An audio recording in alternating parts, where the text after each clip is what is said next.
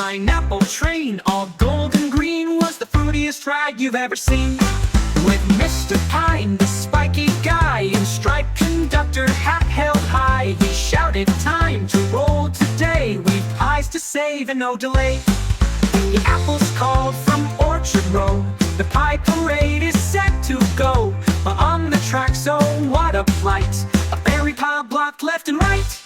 With mop and rake, he cleared the bed, and off they zoomed around the bend. The apples still were far from done, they barely ripened in the sun.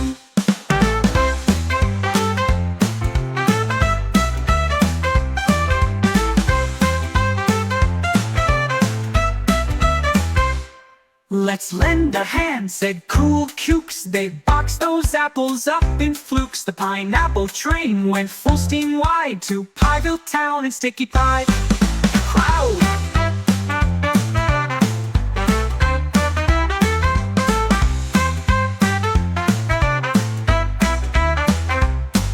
The crowd all cheered, the crusts were fluffed, the apple pies were warm and puffed, and everyone from fig to lime declared it was a fruity time. Now every fruit will shout again, "All aboard the pineapple train!"